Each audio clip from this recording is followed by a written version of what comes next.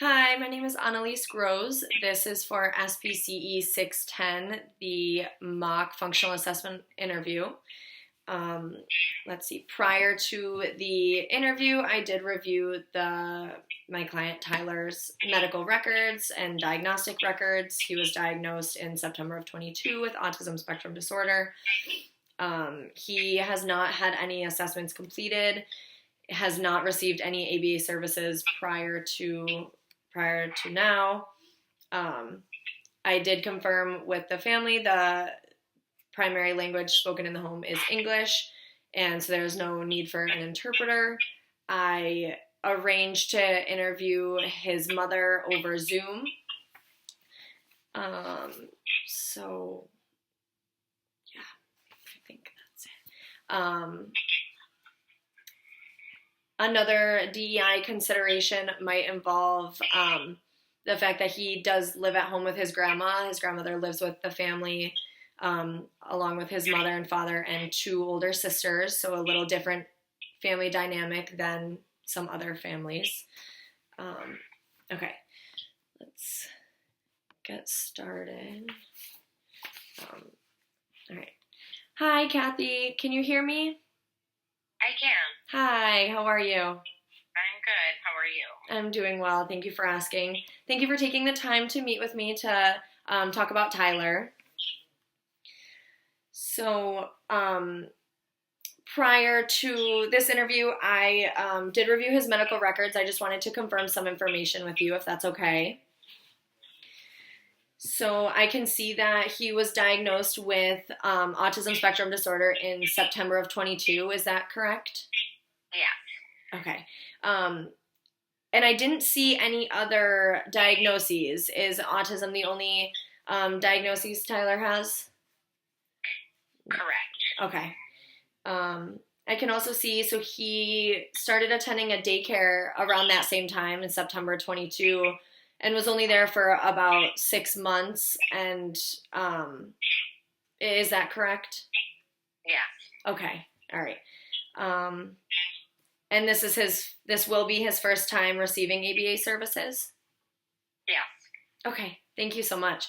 Okay, I have a list of questions that I'm going to go over with you. If you have any questions or clarifications, please don't hesitate to ask me. But we'll go ahead and jump right in. Are you able to describe his language abilities? Is he nonverbal? Does he communicate using like full sentences, one word? Could you elaborate? Nonverbal. He's nonverbal. Okay. Great. How does he communicate primarily if he wants or needs something? Crying. A lot of crying. Okay. Okay. And now that he is no longer at that daycare, is he attending any other, a different daycare? Where does he spend most of his days? At home with his grandmother. Okay, thank you. Okay. All right. Could you describe his play skills or anything that he is interested in? Like, what are his preferred toys? He likes robots. Oh, okay. And just children's toys. Okay.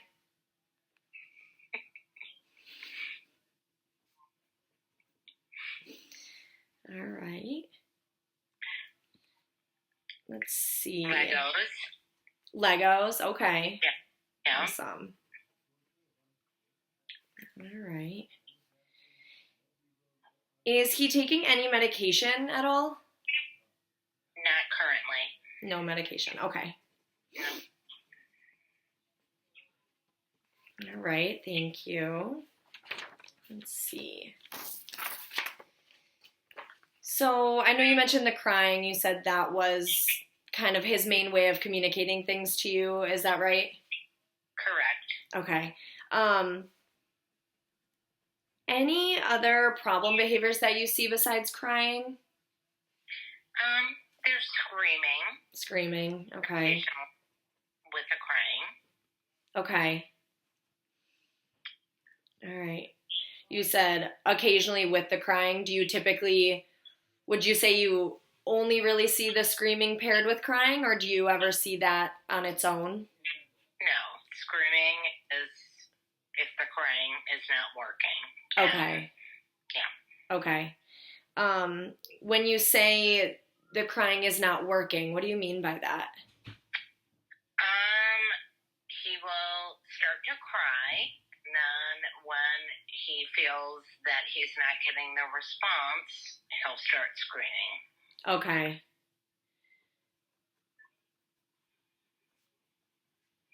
Okay. Just to escalate. Yeah, right. Okay. And when you say not getting the response, what response do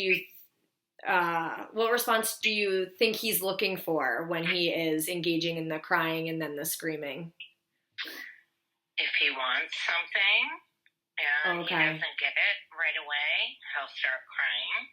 And Okay. then if he doesn't get it, then it could escalate to screaming. Okay. It's typically over a toy or something his sisters have or something he wants. Okay, thank you.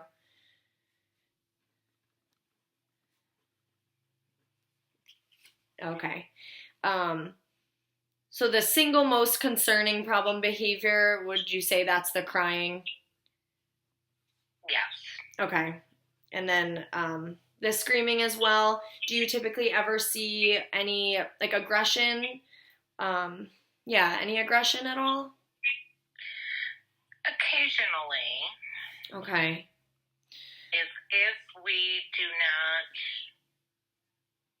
address the crying and the screaming, it could become aggression. Okay.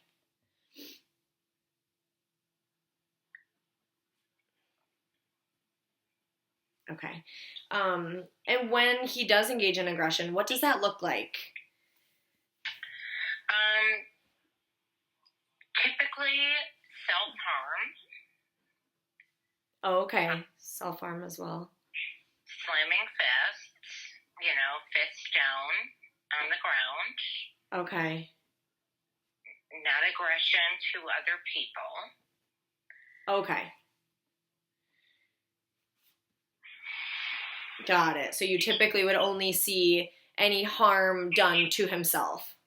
Correct. Is that okay? Great. Thank you for clarifying that. Okay.